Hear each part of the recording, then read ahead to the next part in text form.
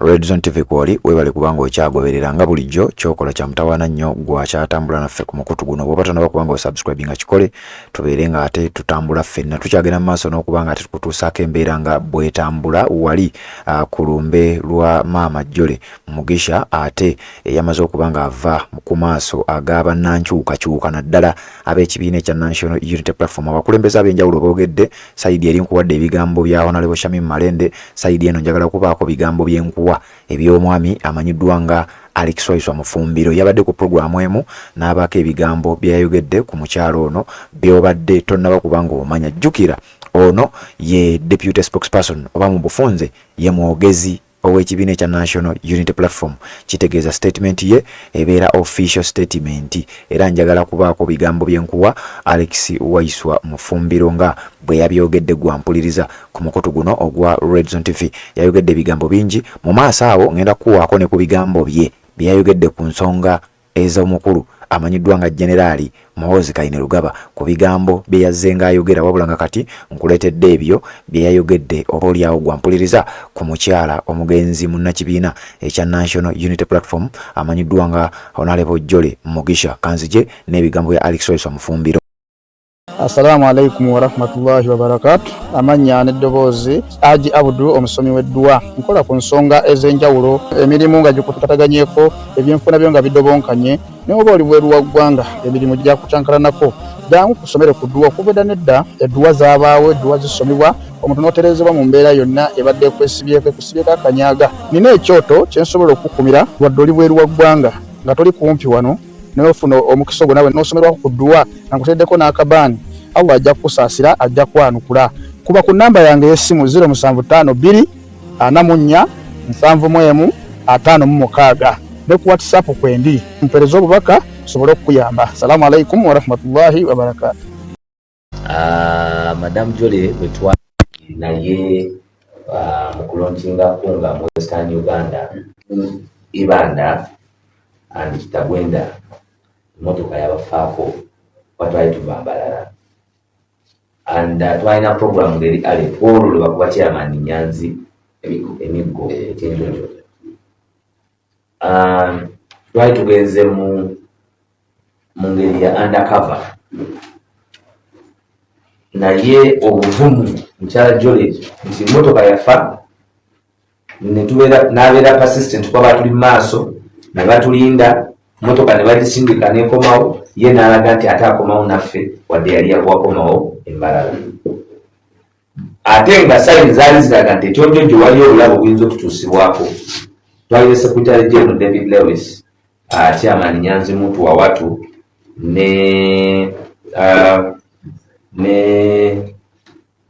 n'abakulembeze abalala ne Flavia ye Lilian Kabagambe n'omuvubuka omwama bita Muhumuza Honorable Muhumuza kakati obuvumu bwabadalaga bubadde bwanjawulo nga tobumuwa ng'omukyala ng'ali extremely assertive era eggwanga linajjukira nti mukyala Jole Mugisha Deputy President waffe atuvudde ku maaso mu kalulu ka President ketwawangula obulungi ennyo yazanya paati nene kubanga mu Western Uganda abantu abasinga bali tebasuubira tusobola okugenda mu Western Uganda netufuna obuwagizi era netuba n'obuwagizi bwe tulinayo naye yakulembera era abadde akulembedde bulungi nnyo mu kukwasaganya enkola eri mu Western Uganda n'eri ku kibiina ekikulu kubanga ye ate abadde atulira ddala Mbalala nga mutuze Embalala nga yawummulira ng'aweereza kibiina kya National Unity Platform. Madam Jole era kama Katonda ayongere okumuwa ebyo byonna byeyeetaaga okumalako mu NUP ku level ya Deputy President ng'ova mu Western Uganda n'omutamuwulirako wadde enziro kubanga fe abali ku frontline okugulirirwa okublackmailingibwa okubuzaabuzibwa okusibibwa okumanyiirwa n'okujolongwa is part of the state machinery naye onoonya ky'omwogerako kubanga si kyangu wano mu FDC Joyce Ogwawo yali wa kitiibwa byonna birina mugagga byonna alabibwako nga gwenza okwegombesa naye ye yatundabane. Kakati kyakitiibwa nnyo nti Joel Mugisha wakati mu nsonga zonna awumudde aweesezza ekitiibwa kya National Unity Platform etutumu ey'enjawulo. Nina kyenjagala nzigireyo balowezwa kiki ekibadde kitawanya Joel Mugisha? Bagenda kutuukawo. Tuba n'enkiiko nnyingi mu kibiina era abantu tebamanya nti NUP kyekimu ku kibiina ekisinga okutuula. Nawulidde Honorable Joyce Baagala yali awamu n'agamba nti ekikola obubi National Unity Platform tetuula ku nsonga za kujjako Museveni, just yabadde bize mu birala, naye ate ffe emirimu gye tukola gye gyokka gye tuliko, tetutula mu nkiiko za busuubuzi tuba mu nkiiko nakyemalira. Nakiwulidde ne ndaba nga it needs my reaction kubanga ayinza okubuzaabuza abantu abamu tebatula mu nkiiko kubanga mu kubeekengera ebikolwa byabwe bibasuula wala n'okumanya kotya bwe twagala okwanganga nakyemalira, kubanga twogera ku Joel Mugisha atali nguzi naye tulina deputy president nga leader of opposition byonna nga ali decorated ate ye munange yayike vivi n'ateeka oluseke mu luwombo lw'abannansi. So mu kalulu kali abasirikale bamukubako tear gas, bamukola ebintu bingi naye ya remaining steadfast. Mu lukuŋŋaana olwo lwennyini waliwo radio station gye twalina okwadressinga ekiro, yali ndigito mu biseera ebyo, baatugaana ogenda ku ndigito, naye Joel Mugisha kati nga bagamba nti bwe naagenda bagenda kunkwata. Joel Mugisha nagamba atugende, nze bwe tuvaayo ojja kusula wange waka. Kakati naye assessment ya timu ya security nga atogenda ne timu ne badressinga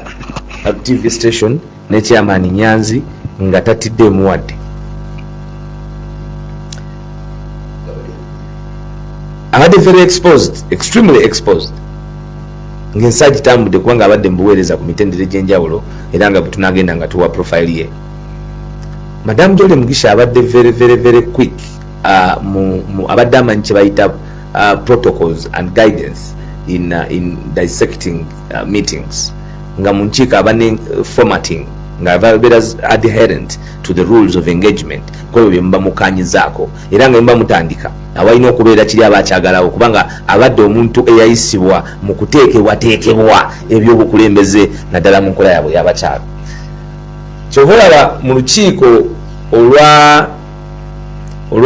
olukiiko olwatuuzibwa olw'abakulembeze ab'oku ntikko ku nsonga za Honorable Mathias Mpuuga, wakati mu bantu okugamba nti enkiiko zaali zikoleddwa decision yali bashingiddwa yali nsonga ya muntu omu, omukyala yavaayo nga ye n'atangaaza nti actually waliwo olukiiko, nti ne mu lukiiko waliwo ebyakanyizibwako President Joel Mugisha kubanga mu mindset ya president ziteeseddwako abakulu n'abakulu, naye obuvumu bwe yaviirayo okuwa ensonga ezo wakati mu nsonga bwe zaali zitambulizibwa munda okulaga nti mwami era afudde mu bulamu bw'ensi eno ng'ategedde nti mwami Mpuuga yali ebigambo bye kubanga ye Joel Mugisha y'omu ku bajulirwa abalibawo mu bulamu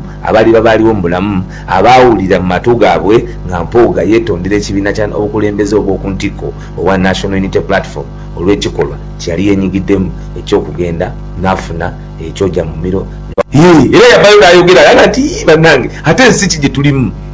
ono munnaffe ensonga bwe yazze biri ku public record era afudde ye atya nnyo Mpuuga nti alya n'ebigambo ng'era tutunulira women emancipation ey'abakyala mu kibiina ku nsonga nyingi, sexual harassment n'ebirala. She was very on point kubanga abadde ensonga z'abakyala nga zirina era nga zitambuza bukwaku. We will miss her exposure, we will miss her undivided loyalty to the president, we will miss her assertiveness, her collectiveness in matters of national importance. She has been a phenomenal lady, a phenomenal leader that this country will miss, especially at the time when we have been vacated by those that we thought would be the appropriate leaders. Nafuna kero mukisa naye omwaka oguwedde natambula naye nga tugenda mu ggwanga ery'omu America era ne tudrivingamu naye nga tugenda okufuna ekyemisana abapresident gye baali era nanjigiriza ebintu bingi, nayogera nange ebintu bingi. Ye muntu gwe mbadde nebuuzaako ku nsonga ez'enjawulo, ate ng'era abadde muwuliriza wa Pal FM programu yaffe n'amwatulira, era abadde amanyi okunterako akasimu n'agamba nti mutabani nti omulimu mugukoze bulungi. So tufiiriddwa nnyo, tunyoleddwa nnyo obuvunaanyizibwa bonna obusigadde tubuyimiriza. Ne bakama bange ababadde batambula nabo abasinga ekiro ky'olwaleero bajja kuba batuuka mu ggwanga Uganda okulaba nti twenyingira mu nteekateeka ya programu efulumiziddwa era nga tuli wamu ne family. Madam Jole abadde alina health challenge bamuta sukali, her sugar levels and I think ulcers, naye yagenda mu koma, yafuna stroke nagenda mu koma, mwabadde okumala weeks 2 nga kyali kizibu okumutransferinga n'okumujja Embalala okumutwala ate nga akolera there was no even possibility of her attaining medical treatment here and there. So kintu church kusawa 8. Assalamu alaikum wa rahmatullahi wa barakatuh. Amanya n'eddoboozi Haji Abudu omusomi w'eddua. Nkola ku nsonga ez'enjawulo, emirimu nga gikutukaganyeeko, ebyenfuna byo nga bidobonkanye, ne oba oli bweru wa ggwanga emirimu gya kucankalanako. Jangu kusomere ku ddua kubeda nedda eddua zaabaawo, eddua zisomebwa omuntu n'oterezebwa mu mbeera yonna ebadde kwesibyeko akanyaaga. Nina ekyoto kye nsobola okukumira wadde oli bweru wa ggwanga nga toli kumpi wano n'ofuna omukisa ogwo nawe n'osomerwako ku ddua nga nkuteddeko n'akabaani. Allah ajja kukusaasira, ajja kwanukula. Kuba ku namba yange y'essimu 0752 44 71 56 ne ku WhatsApp kwendi mpereza obubaka sobole okuyamba. Assalamu alaikum wa rahmatullahi wa barakatuh.